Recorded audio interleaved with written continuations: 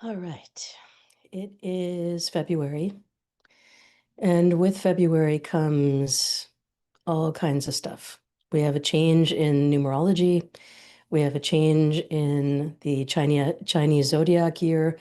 And so all of that requires a little bit more of our conscious awareness. We're in a transition time. And probably you can feel it, right? You can feel it. I can feel it. Okay.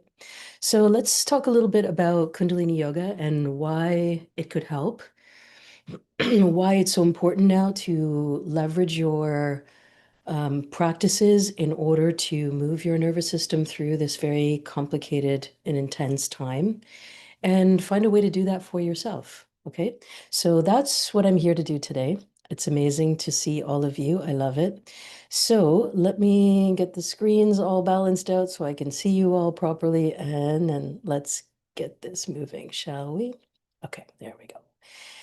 All right, so if you've made it here, it's either because you love Kundalini Yoga and you've been working with me for a while, or you're brand new and you've come in from Instagram or TikTok and finding your way and trying to figure out what is this thing called Kundalini Yoga? How do I use it? What is it all about? Who are you, Salima? What are you doing here? Uh, give me something. So I want to give you something, right? I want to give you something that's really very, very important. And that is your well-being. And that is your sense of purpose and meaning, and doing it in a way that is healthy and robust and important for where you are now in your life. Okay. So that's the stuff that we're going to be working on. And if that sounds interesting to you, then let's do this, shall we? All right. Now, before I go any further, would you please give me a little shout out in the chat. Let me know that you're listening and where you're listening from. How long have you been practicing Kundalini Yoga? Or if you're brand new. And all of this helps me to understand how to move this conversation. Okay. So, a little bit about what's happening in the month of February. According to yogic numerology, this is the time of discernment. All of February is asking you to take a look at where is danger showing up, and how do I use my discernment in order to navigate what feels safe and what feels dangerous. And I think that's a really, it fits what's happening on the world stage, and it gives us some very strong internal clues about how we should be orienting ourselves in order to move through this particular chapter of your own history and also world history, right? Because all of that matters. The personal is political, and the political becomes personal.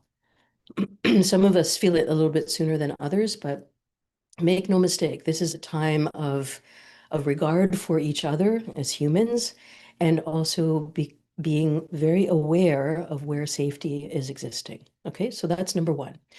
Number two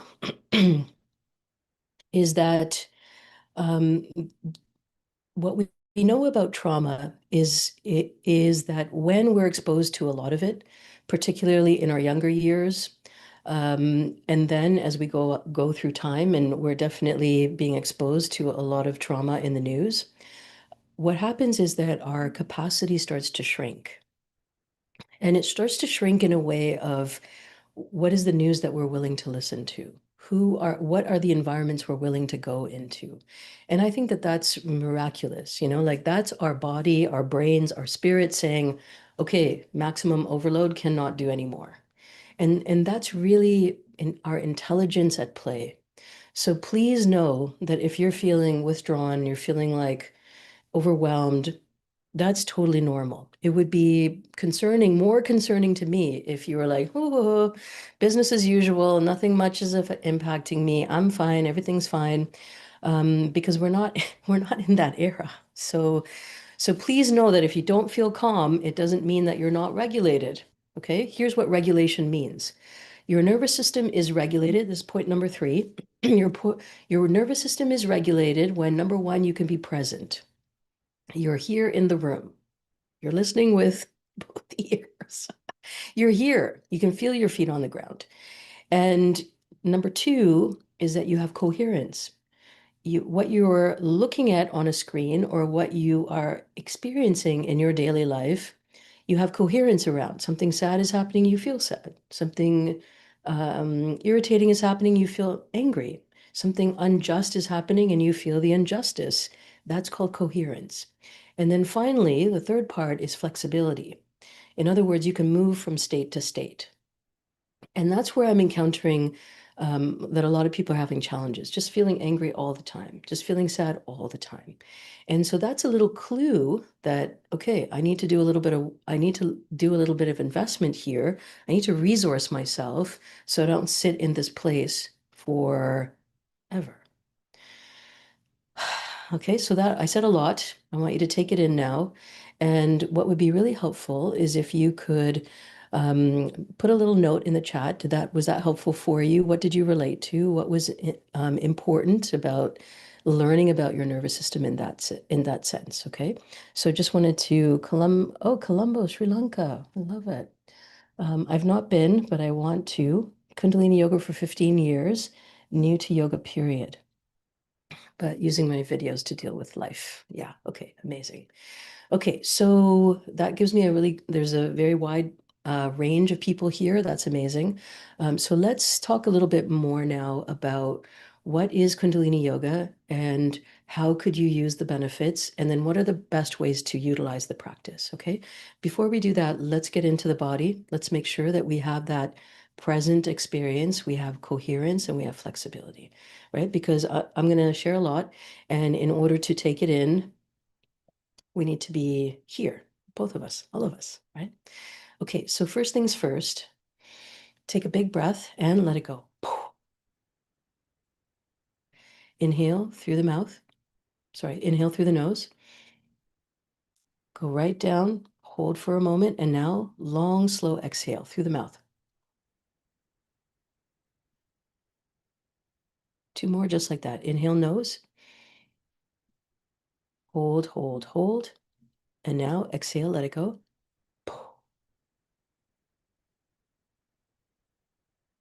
Good. Inhale. Hold. Exhale. Amazing. Okay, and just with that little bit of focused intentionality, you may feel a little bit more. You may notice yourself landing, and that's what I want for all of us. Okay, first things first is to land. Now let's do a little bit more. You look around the room and find 5 blue things. Now, if you hate blue and there's no blue in the room, then that's fine. Look for green. Okay, so I want you to look around and name the 5 things. 1, 2,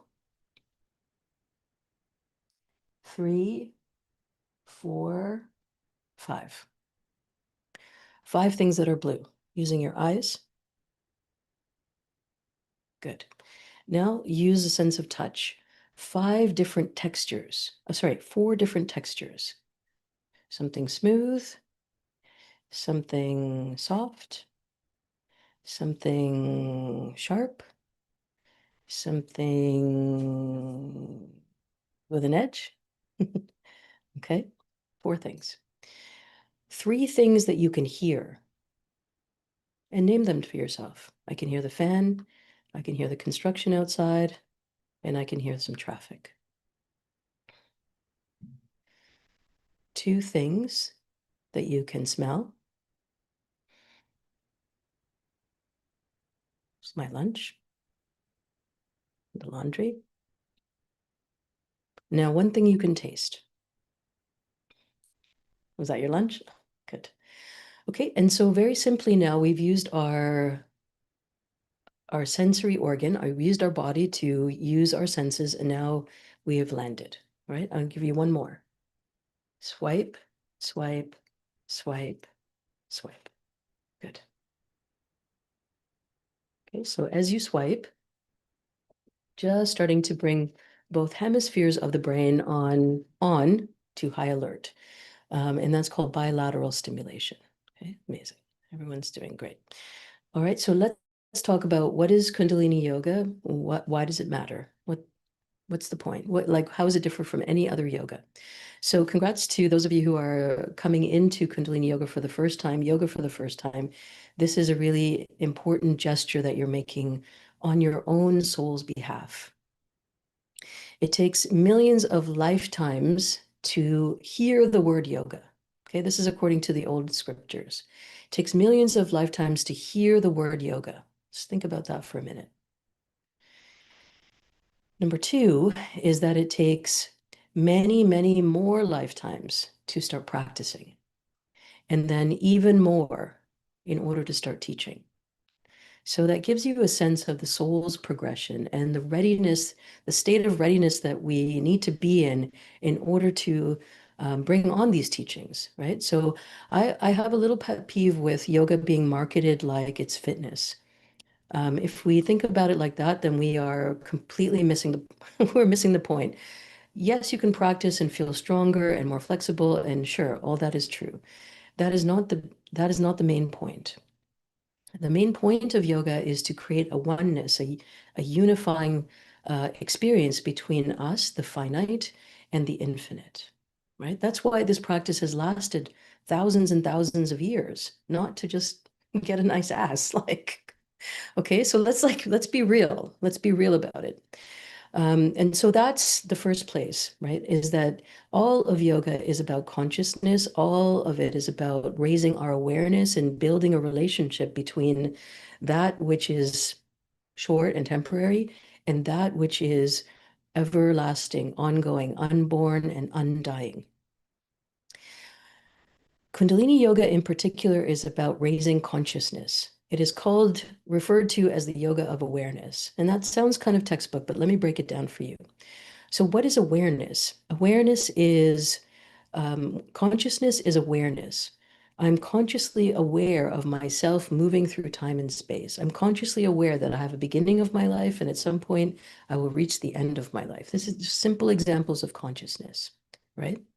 Now, let's get a little bit more deep into it because, it's important to maintain a trauma-informed approach to all of this. And that is, okay, here's another way of thinking about it. I'm consciously aware that I am now in my adulthood. And as I do this practice of Kundalini Yoga, it has become more and more clear to me of what kind of experiences I had as a child and how that shaped the kind of adult that I am. That is a different kind of conscious awareness, right? Not just that I was a kid and now I'm old, but rather that I was a child and that childhood had a lot of experiences that shaped how I respond to the world today, including the work that I do, including the kind of sense of humor that I have, including the way that I look, all of those things. Same is true for you. Now, you take those pieces and now let's get more conscious about it. There are things about my pattern behavior that some of it serves me and others doesn't. And that's where we want to play. That's the sandbox that we want to play in. How can I become more consciously aware of my patterns, my rituals, my routines, my habits, my beliefs, my thinking? And how do I restructure, reshape that? And the restructuring and reshaping that happens here in the body. Okay? It doesn't happen just in the mind, but it happens actually in the body, in the nervous system. That is why everybody's talking about nervous system now. Everybody. You want to go have a photo shoot? Your photographer is talking about how do we relax your nervous system so that you can come across relaxed on film. I think it's everybody except the people who need to talk about it, like our doctor, our doctors and our lawyers and people who we need on our side in order to understand what choices we need to make, right? As soon as you're in a situation where you need to make a decision, that's when you want your consciousness and that's when you want your nervous system online with you. Because you can get into a situation where you're meeting a lawyer, a doctor for the first time, and if you are really nervous and they play with your nervousness, in other words, they tell you all kinds of scary things, then all of a sudden it's really hard to make a decision. Is this the right doctor for me? Are they telling me what I can trust? What else am I missing? And we can't do that when we're like scrambled eggs. We can't do that when our nervous system is on high alert because everything will feel like a threat. Okay. So hopefully now I've set the stage and the scene for you so that you can relate to, okay, this is what, okay, yeah, okay, this, okay, thanks for telling me about my life, right? So now we've understood consciousness, we've understood awareness. Now we have to have discernment. That is what conscious awareness leads to. Oh, so that doctor was fine, but they were saying something scary to me. And so my nervous system is now like activated. Okay. So it wasn't that the doctor was bad. It wasn't that, they weren't telling me good things or important things. It was that my response to that was really heightened. Right. So you can see now how I'm going to filter that information so that I can get good outcome. Okay, so if I can figure out how to dial myself in and dial myself on, then I can hear what that particular doctor, lawyer, accountant, whatever, whoever is giving me advice, I can actually hear them and I can listen and I can make the next move.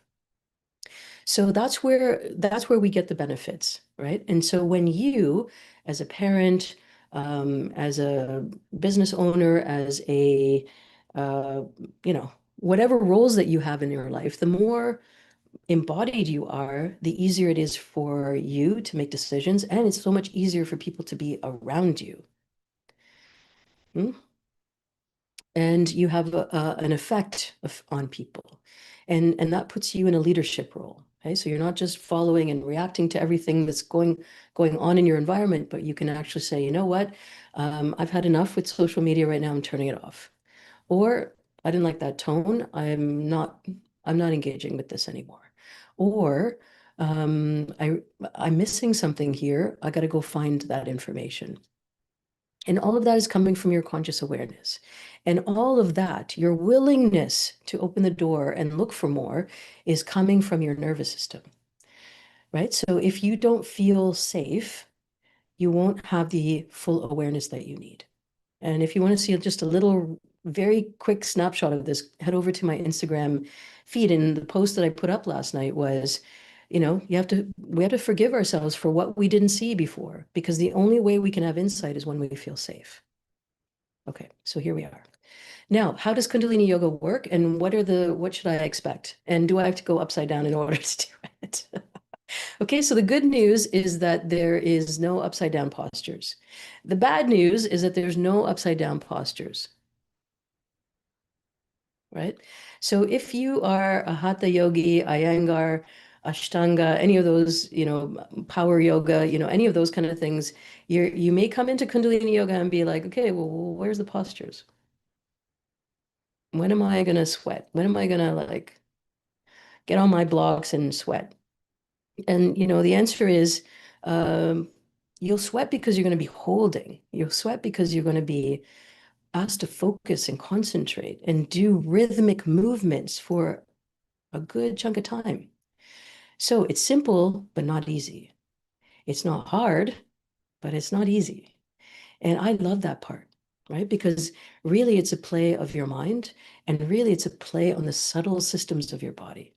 And that's where that's where we have the important effect. Okay, here's why. Let's do a little sample together. Okay, very simple and very basic thing that we're going to see in almost all classes. Okay, and that's called spinal flex. No, let's do shoulder shrugs because I'm standing, so we're not going to be able to see the whole thing. So inhale, exhale, inhale, exhale.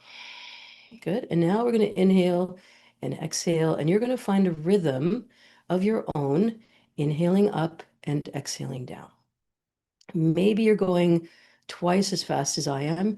Maybe you're going twice as slow as I am, right? And so choice is always, in order for this to be trauma informed, the really important part is that you have a choice. You want to go slow, go slow. You want to go fast, go fast. Inhaling up, exhaling down. Inhaling up, exhaling down. Last two. Last one. Inhale and exhale. Okay, simple. And if we do that for a minute, you're going to have a really interesting experience. Now, was it hard? No, not necessarily. But what we were doing let me ask you this. How do you feel now? Right? Because that is the important part. It was very simple, but what we did was we moved with rhythm. We're dancing, but we were using rhythm, the movement of the body and pacing it with the breath. And because of this, we had a calming effect. We had a regulating effect. We came out of fight and flight and we moved into this place of rest and digest. Or even better, attend and befriend. Attend and befriend. Even better. Because the body works best in repetition and routine. Rhythm, repetition, routine. So think about all the things that you do in your day that is every day.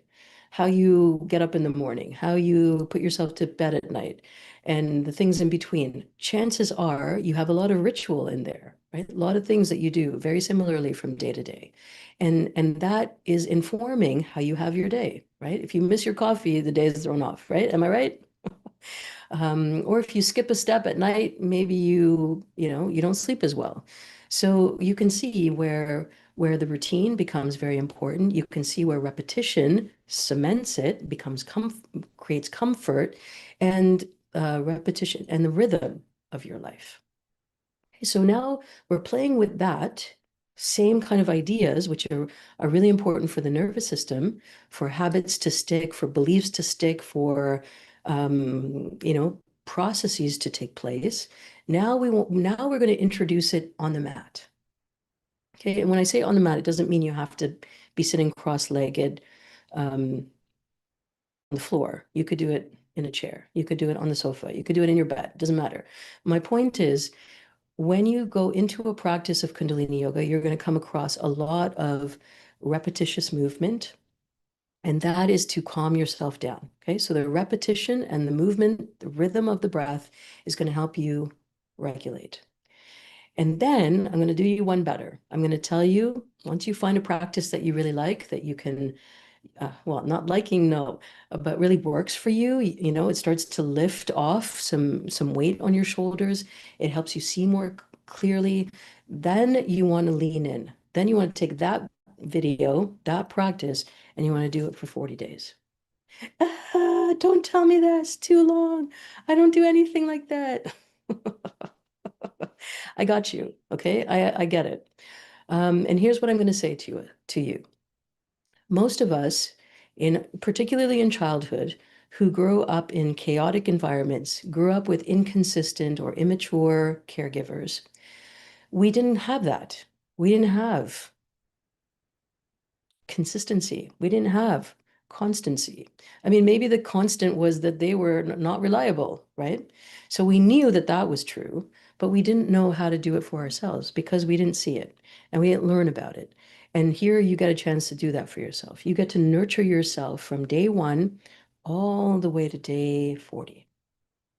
And for any of you who have anxiety, any of you who have CPTSD, I have recently just posted a video for PTSD. And I would highly recommend that you go and do that one. And you don't have to like it. Let's be honest. I don't love brushing my teeth. I don't love a lot of things I don't love, but I do them because they're necessary. Okay, so you don't need to fall in love with that practice, but what you do need to do is go and try it and notice by journaling, notice by being consciously aware what it brings you and the kind of clarity that you can have and the kind of like, oh, I don't have to live with constant panic in my back pocket every single day. Yeah, and okay, I don't love it, but I love the benefits, right? And even if you don't have CPTSD, even if you don't have a diagnosis, maybe you've gone through a really traumatic breakup. Maybe you've gone through a really upsetting revelation of information. Maybe you've come through an identity change in your life. Maybe you have, your kids have moved away. Uh, any one of those things can shift how you relate to the world. And how you relate to the world is about safety, right? We started this conversation talking about safety. So we got to build it back. And here's the really important thing to consider is that safety is not coming externally. I live here with my cats, and generally speaking, it's me and the cats. And Uh, and then still, that doesn't guarantee safety. Sometimes a fire alarm goes off. Right? Sometimes the hot water goes off. Sometimes, what I'm saying is that we can't control the external, but what we can do is invest in the internal. And I think that if you've gone through a certain part of your life and you're now in your 40s, 50s, 60s, 70s, what's going to start to happen is that you recognized how much you have given away for everybody else and how little you might actually know about what you need. And so this is a really good landing place because in 10 minutes, 5 minutes, 2 minutes, 20 minutes, 30 minutes, you're going to get some part of you back. And we can't operate in the world without having us first, right? So that's so that's one piece, okay? So Kundalini Yoga involves movement, which I just talked about, then breath work, right? So breathing is life force. According to the yogis, this is life source. The source of life is the breath. We know that. First thing you do when you're born is breathe, is take a breath. Last thing you do as you transit out of this particular body and into the soul place is your final breath. And they're very pronounced, and they are beginnings and endings. And that is the pranayama, which is the Sanskrit term, is the control of prana. So when you breathe, the longer and deeper and the more patterned it is, the more opportunities you have in order to move through the challenging moments and restore energy, build back prana. Because a crisis, trauma, arguments, conflict, all of those things drain our life force. They pull it out, especially if you've been around toxic or narcissistic people. That's their goal, is to drain your life force so that they can pick it up and siphon it, right? I hope I'm not giving you brand new information, but that's energetically what's happening.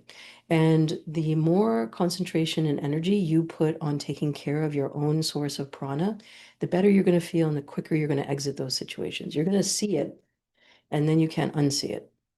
Okay, so breath work is something I highly recommend. Let's do a quick one here. This is alternate nostril breathing. We're going to take the right thumb, cover the right nostril, inhale through the left, fill the diaphragm, cover the left nostril, exhale right, inhale right, cover right, exhale left, inhale, cover, exhale, inhale, cover, exhale, inhale, cover, exhale. Last round. Inhale, cover, exhale.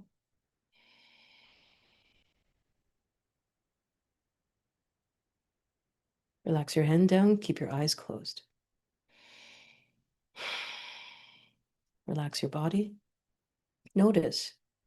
Just pick up on the cues.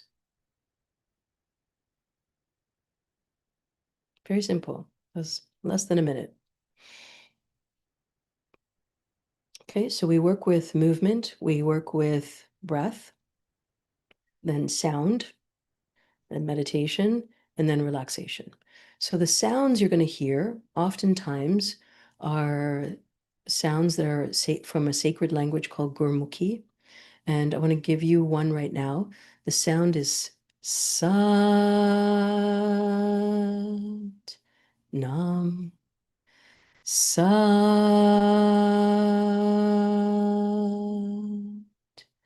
Nam.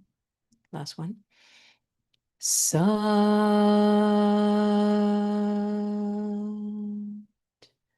Nam.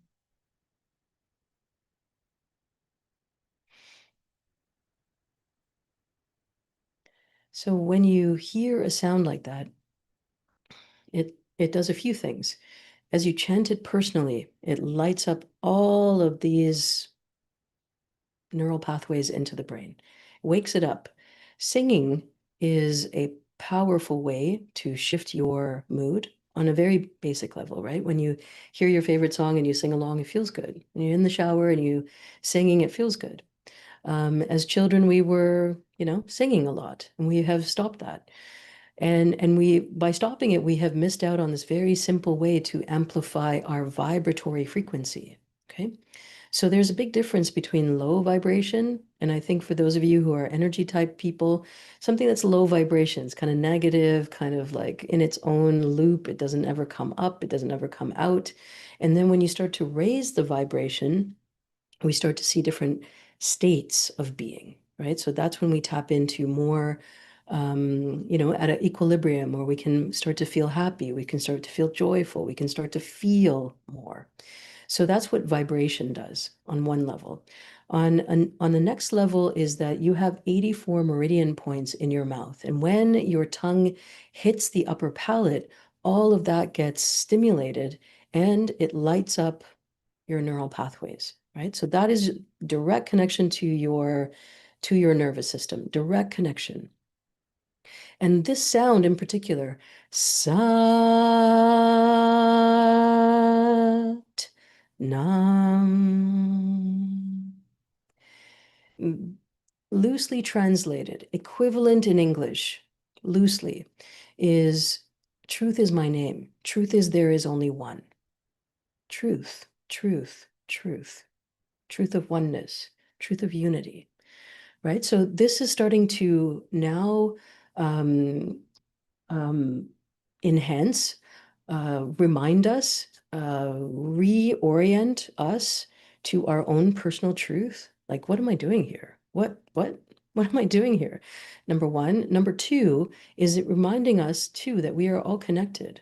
Nothing I do is in isolation. This video broadcast, there's, 20 or 30 of you watching right now, but it's going to go out and it's going to be living live on YouTube.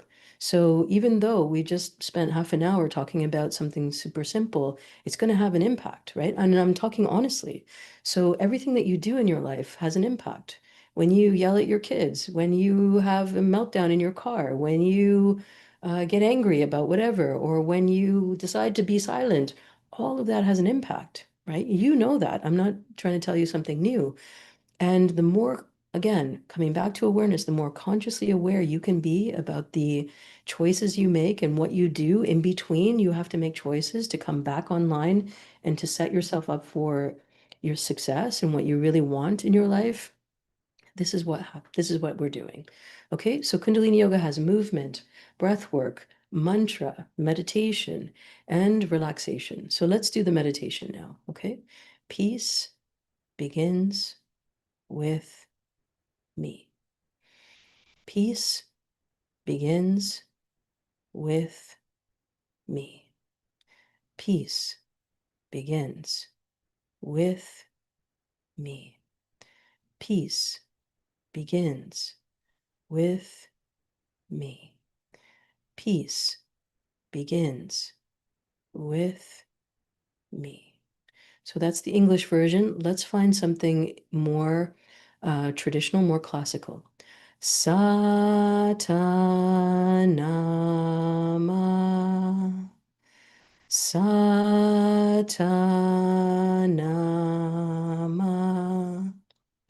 Satanama.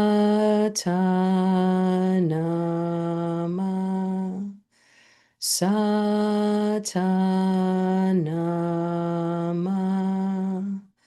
Satanama. Last one. Satanama.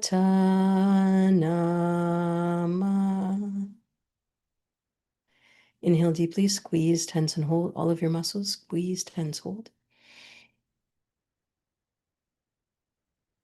And let it go through the mouth and release your hands. Inhale, squeeze, tense, hold. Exhale. One more time. Inhale, squeeze, tense, hold. Exhale, let it go. Okay. Now, what did we just do there? We paired sound and movement, right? This is a micro version of some of the other movements that we have already done. Now, let's think about that mantra that I chanted for you before, Satnam. Satnam meaning truth is my name. And now we have the seeds that make up that mantra. Sa, ta, na, ma. Sa, ta, na, ma. Those are the seeds that make up that longer phrasing. And when we work with seeds, so we have the tree, and then we have the seeds. We work with the beginning of thought. We using the fingers, this is called mudras, and these mudras connect to the brain. We know that because when we touch something, we have information comes immediately. Size, the weight, the shape, the texture, we have everything.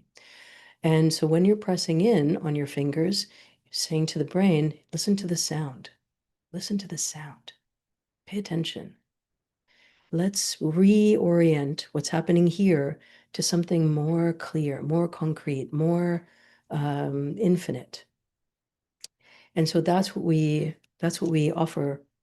That's what we offer ourselves to in Kundalini Yoga, right? So this is not the this is not the practice to come into if you just want to keep tolerating your life, right? Because it's about creating foundational change, transformation from inside outwards.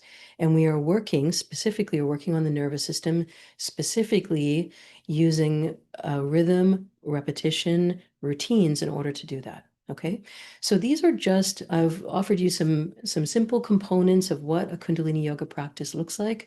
There are literally hundreds here on my channel, literally.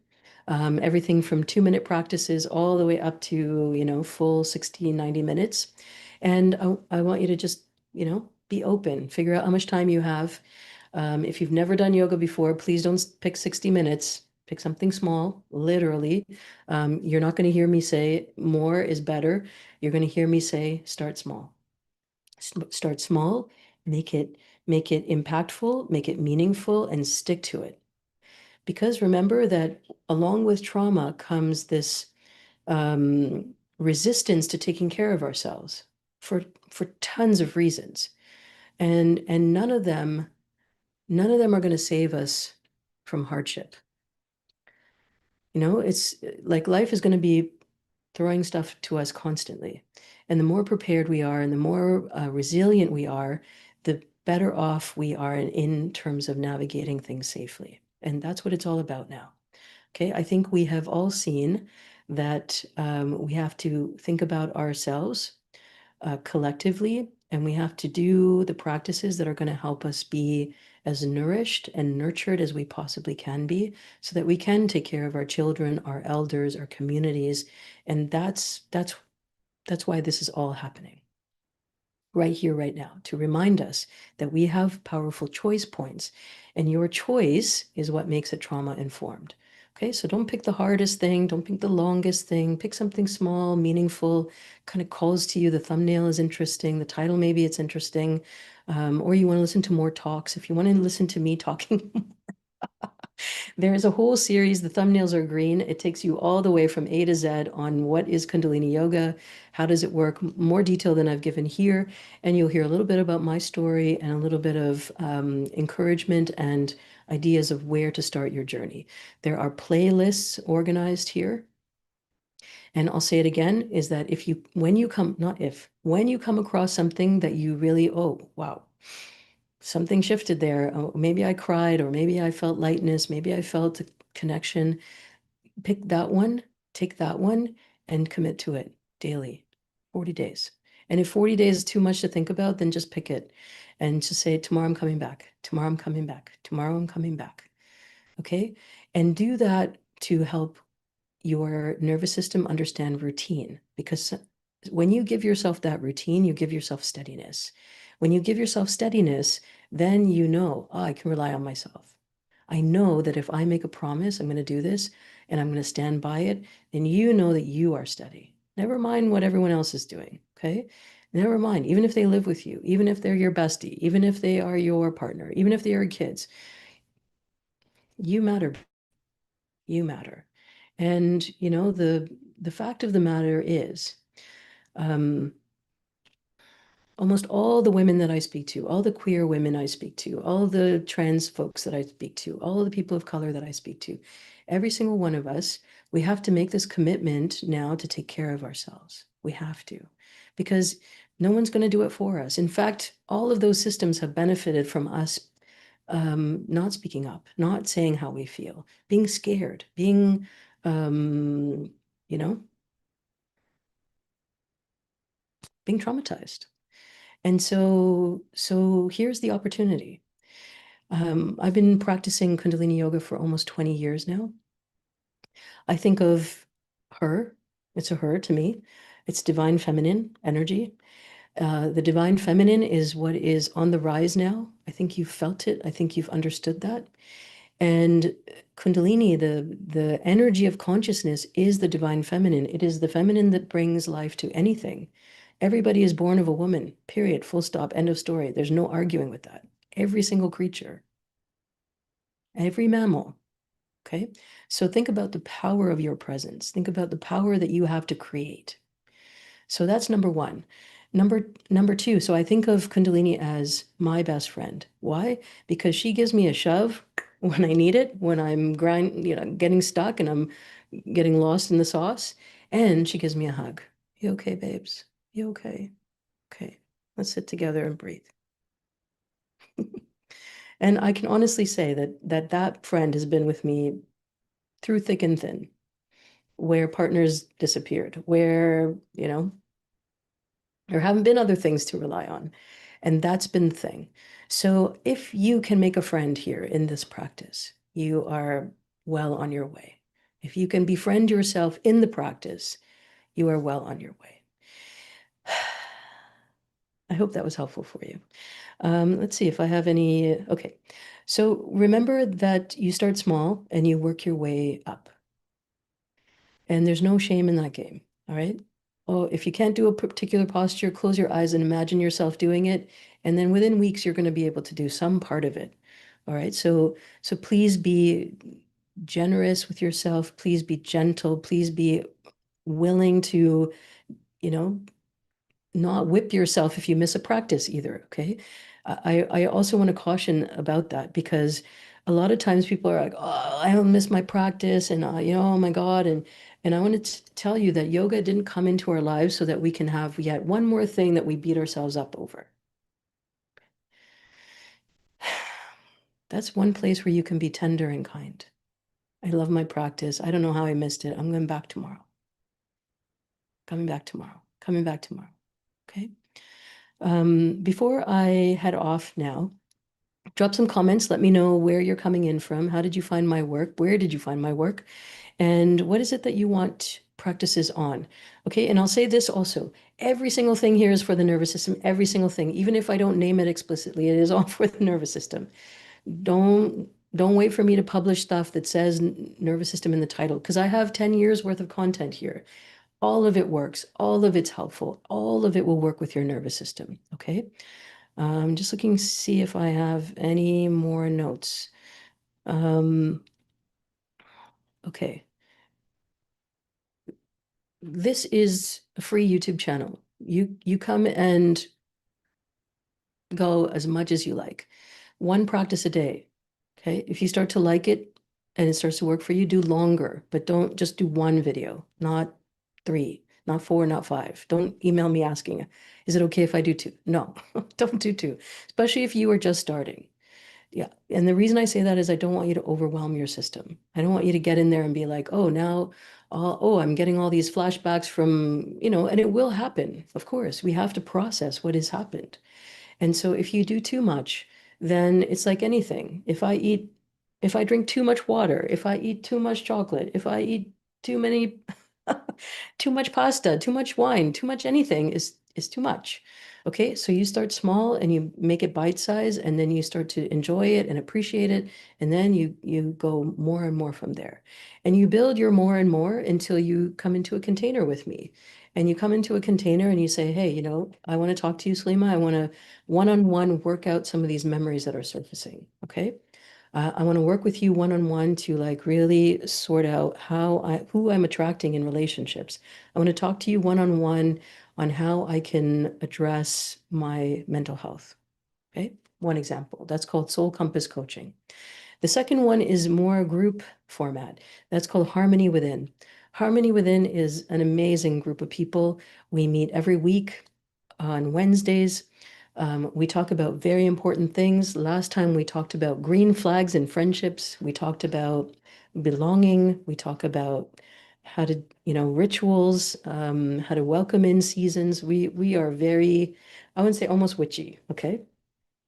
And then there's Kundalini Yoga training. That's 12 months, full deep dive into how Kundalini Yoga works, which Kriyas to pick in what circumstances, how to talk about our life experiences, how to listen and hold space for other people's life experiences. And then, if you want, and if you're drawn to really take up the mantle of being a teacher, being a leader, being somebody who can hold space for other people using this particular technology. It is an incredible journey. It is kind, it is loving, it is deep, it is rich, it is fulsome, it is all women, it's all queer, like all kinds of people, uh, queer people, straight people, people of all shapes, all colors, all ages, you name it, it's there. And it's a women's space, okay? And I say that so that you understand that I take safety very clearly. And oftentimes we have not had a um, a feminine focused approach in yoga, even though it is a very female dominated, women dominated industry. We often don't rededicate our resources to our own experiences. That includes childbirth, that includes menopause, that includes perimenopause, that includes building your voice, leaving relationships, parenting, all the things. Okay. All right. I could say a lot about it. It is an incredible group of people. Um, yeah, from all over the world. So you are most welcome and you are most wanted to come into those contained spaces. Okay. But until you're ready, this is a good place to land. This is a really good place to go and check it out, to learn, to understand, to work with the practice, and then come on back. Come a little closer. All right. By the way, all the comments that you see on all videos, though, that's me. I answer everything, everybody individually. I do that on Instagram. I do that on TikTok. I'm here. I'm listening. So before you go, please drop me some memos here. Where did you find my work? That's really meaningful to me, so I know which pathways are working. Um, Tell me, have you ever done Kundalini Yoga before? Have you ever done yoga before? And why are you here today? What was it that inspired you? And if you would please do that, then I have the information I need to do this work and do it for you better, right? Tomorrow, no, sorry, Sunday, in a couple of days, I'm releasing a whole video series on the topic, the survival, so Kundalini Yoga, the nervous system, and specifically the fawn response. And I found that work to be incredibly helpful to me to navigate some very complicated situations in my own life, to notice, to become aware of what my patterns were in relationship, and to start to make changes. And I thought, woof, if I'm 54 and this was like light bulbs went off, then maybe you need to hear it too, right? And so most of the work here that you'll find is a journey. It's your journey, it's my journey, and it is us sharing experiences. Okay.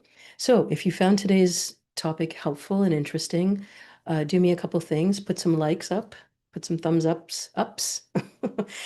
Share this with some friends who need to hear it, with people who need to hear it in your community. And then comment. Let me know, because that tells the algorithm, and you all know this, tells the algorithm, hey, there's something interesting here. More people need to hear about it. All right. Same thing goes for TikTok and Instagram.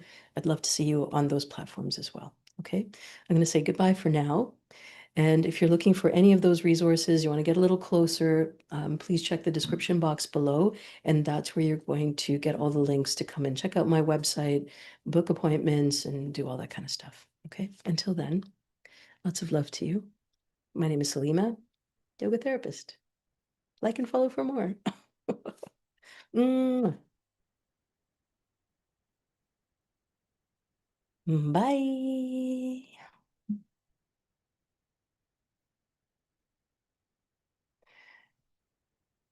Oh, okay. From Romania. Okay, amazing. You found me on Instagram and then YouTube. Yes, absolutely will help you with stored trauma. Found you on YouTube many, many years ago. Oh, are we getting gray together? I asked and you answered in Eastern Kentucky. A little experience. Good, thank you. You're most welcome. You're most welcome, everybody. Thank you for blowing up the chat. It helps with so many things. Nervous system has been storing a lot of stress. Yeah, it's time to let it go. Definitely Kundalini Yoga will help. Diagnosed with CPTSD, and your videos have helped me um, so much. You're most welcome. You're most welcome. You're most welcome.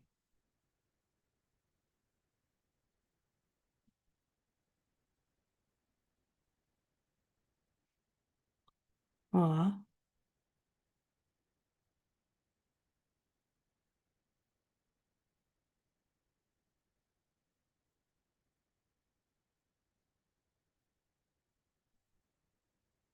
There's a really interesting question here. And if you've kind of tapered off, but there is an interesting question here. Do you have suggestions for people who want to teach Kundalini Yoga, but are concerned about not having ancestral or ethnic connections to Kundalini Yoga? Apologies if already answered. I think this is really brilliant. And it's a tender question, so I'll just take a moment here. And I know I've formally closed off the experience, but then I read this chat, and so here, I think here's my unpopular opinion. I think yoga belongs to everybody. And I say that with a caveat, though, it is that we in the West are used to being able to buy whatever we want, and not necessarily understanding that there is a cultural reference point or that there is a sacredness in other cultures regarding the stuff that we just buy. And it's also been my experience that a lot of people like ethnic food, but don't necessarily like ethnic people. Or we like the flamboyance of gay culture, but we don't necessarily want to deal with any gay people. And here is something similar. And I think once you hear that calling to teach Kundalini yoga or yoga of any kind, because there may be many of you who are, yogis of other lineages, that your training program is just the beginning, you know, and part of it will be okay, what the training program gave you, and then the rest of it will be getting a little bit more invested in the culture that it comes from. What don't I know about India? What don't I know about this sacred language of Gurmukhi, for example? What are the cultural reference points? How can I be a conscious participant in a culture, in any culture, right? And that is community. So I think it is asking when we don't know. I think it is being very clear that there are certain things we don't know. I personally also, though my family comes from India originally, I wasn't born there. I don't speak a South Asian language. And so everything now is about what I can teach myself. So I think that respect begets respect. And there's a certain reverence that I think we need to have in order to come into spiritual practices. It's the same as for many indigenous cultures where burning sage is a closed practice. Now, is it sage or is it sweetgrass? One of those is a closed practice, meaning that it's really, really designed and meant for the people who belong to that tradition. And yet we have participated as outsiders, as external to those cultures. We have participated. I know what sweetgrass smells like. I know what sage smells like. Why? Because I have been exposed, even though I don't come from those cultures. And and so, part of it is what kind of education can I offer myself? What can I go and seek out so that I learn better, I know better?